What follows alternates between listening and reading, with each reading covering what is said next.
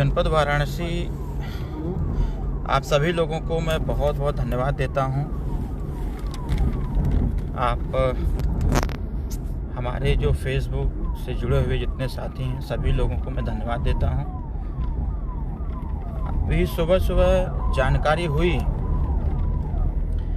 कि आज सुबह जनपद वाराणसी के ग्राम सभा छितौना मुस्तफाबाद में कुछ दबंगों के द्वारा जिस प्रकार से हमारे पार्टी सुहेलदेव भारतीय समाज पार्टी के नेता श्री ज्वाला राजभर जी के परिवार और उनके पड़ोसियों पर जिस प्रकार से दबंगों द्वारा जानलेवा हमला किया गया, यह कहीं न कहीं बहुत ही हृदय विदारक है।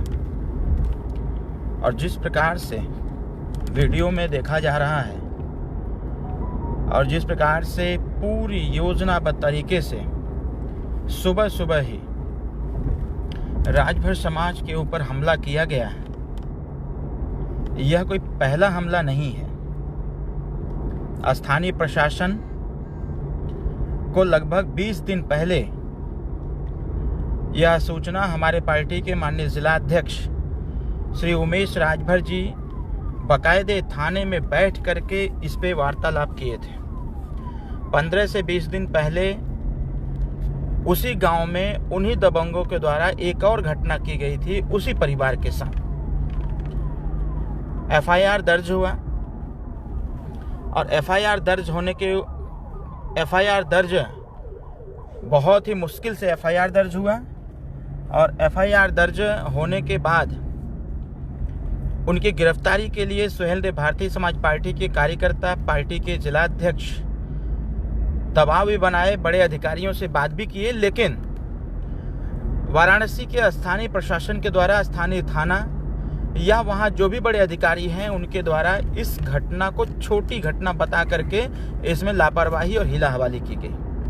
राजनीतिक दबाव भी रहे, स्थानीय लीडरशिप जो है वहां स्थानीय दबाव भी रहा, लीडरशिप का दबाव भी रहा, जिसके वजह से प्रशासन ने कड़ाई का पालन न करते हुए लिखे गए एफआईआर में लीपापोती कर दिया और दबंग प्रतिदिन राजभर बस्ती की तरफ जाकर के खेतों में जाकर के वहां बार बार धमकी देते थे कि अगली बार कुछ हुआ तो फिर इस बार बख्शा नहीं जाएगा। कहीं न कहीं इसकी सूचना भी थाने पर जाती रही, स्थानीय थाने पर लोग देते रहे, स्थानीय जनमानस और हमारे पार्टी के नेता के द्वारा भी अवगत कराते रहे हमारे माननीय जिला अध्यक्ष, क्योंकि इसकी सूचना लगभग 15 दिन पहले भी माननीय जिलाध्यक्ष जी के द्वारा हम लोगों को दी गई थी। एफआईआर दर्ज नहीं हो रहा था, स्थानीय राजनीति के दबाव में किसी प्रकार से दबाव बना करके कमिश्नर वगैरह से बातचीत करके एफआईआर दर्ज हुआ। इसका अंदेशा था कि कहीं वहां बड़ी घटना न हो जाए, इसके लिए भी प्रशासन को अलर्ट किया गया था। लेकिन जिस प्रकार से सुबह सुबह स्थानीय दबंग प्रवृत्ति के लोगों ने पुरानी रंजिश को लेकर के जिस प्रकार से परिवार पर हमला बोला, वह निंदनीय है और वह कहीं न कहीं एक हृदय विदारक घटना हुई जो पूरी एकदम प्लानिंग के साथ था, पूरी प्लानिंग भी की गई थी।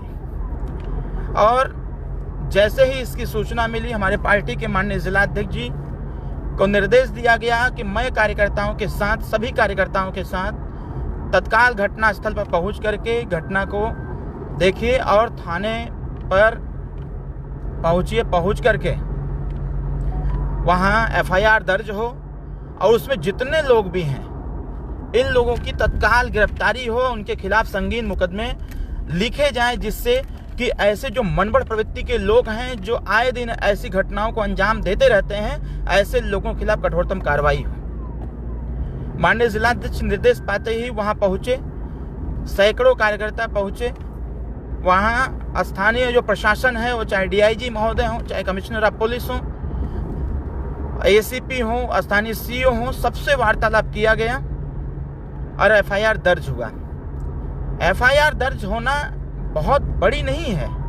विषय यह है कि प्रशासन ने जो लापरवाही दिखाया वहां पर, इसमें मैं सबसे बड़ा दोषी वहां के प्रशासन को मानता हूं, क्योंकि प्रशासन की नियति ऐसी हो गई है कि वह ऐसे घटनाओं को बहुत हल्के में ले लेते हैं। जब ऐसी घटनाओं की पुनरावृत्ति होती है, जब उसमें क्षति होती है, लॉ एंड ऑर्डर जब गड़बड़ाता है, डगमगाता है, और जब हम जैसे नेताओं का जब दबाव बनता है कि उस पर कठोरतम कार्रवाई के लिए, तब ये नींद से जागते हैं। कहीं न कहीं मैं यह जानता हूं कि वहां जिस प्रकार से दबंग जो लोग हैं, वह लोग पूरी प्लानिंग के साथ इस घटना को अंजाम दिए। मुझे याद है कि पूर्व में एक घटना स्वर्गीय फाया राजभर जी को वहीं के दबंग लोगों ने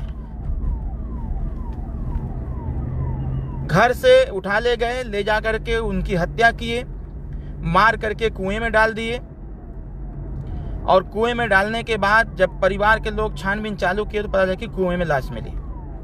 दबाव बनाया गया, मुकदमा पंजीकृत हुआ, लेकिन वह भी घटना जहां उस गरीब के साथ न्याय होना चाहिए था, लेकिन स्थानीय राजनीति के चक्कर में वह भी घटना में न्याय परिवार को नहीं मिल पाया। आखिर ये हैं कौन लोग जो घटना को अंजाम भी देते हैं, या फिर उसमें जो अपराधी होते हैं, जो घटना करते हैं, ऐसे लोगों की सुरक्षा भी करते हैं?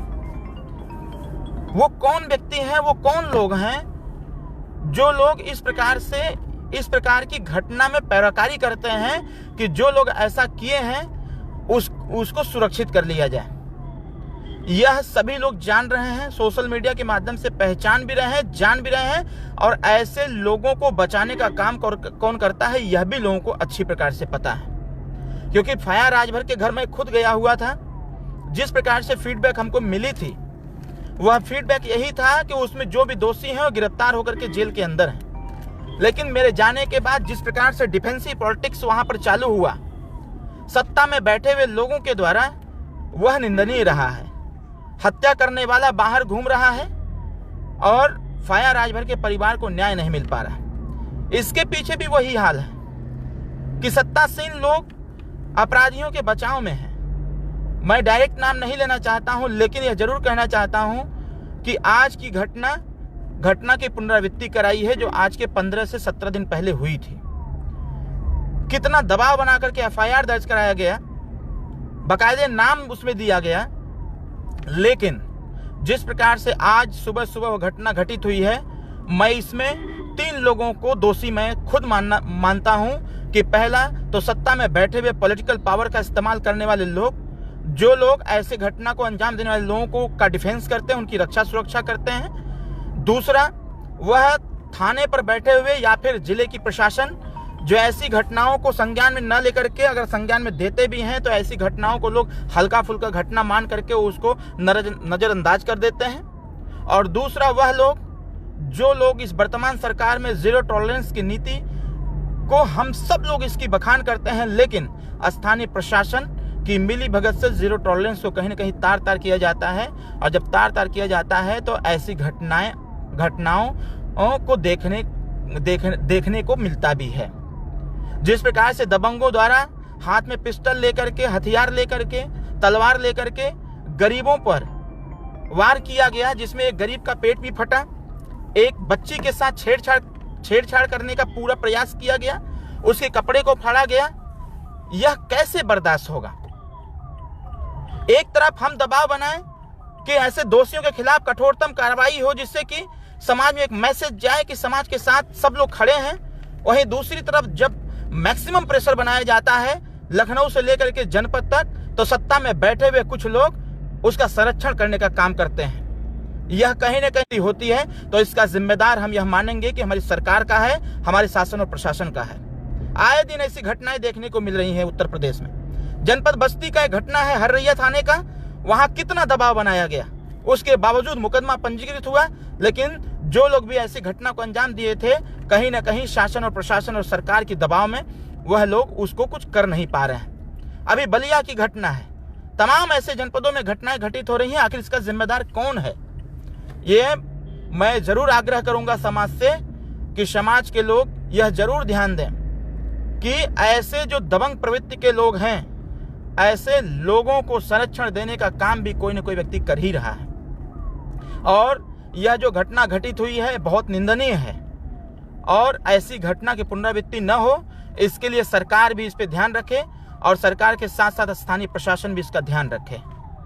हम लोग बहुत ही जल्द उस परिवार से मिलने आएंगे, क्योंकि वह परिवार हमारा है। सुहेल देव भारतीय समाज पार्टी के हमारे युवा मोर्चा के नेता श्री ज्वाला राजभर जी हैं।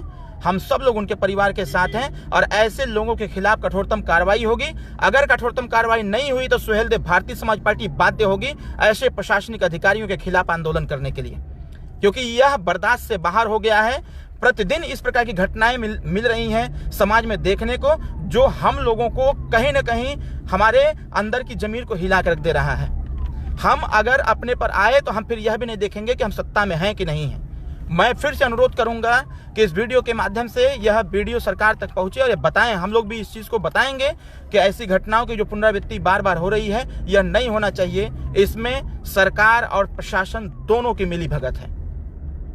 मैं आग्रह करूंगा स्थानीय प्रशासन से कि जिस परिवार के पर इस प्रकार से दबंगों ने हमला किया है, ऐसे हमलावरों के खिलाफ कठोरतम कार्रवाई हो और माननीय योगी जी का बुलडोजर चलना चाहिए।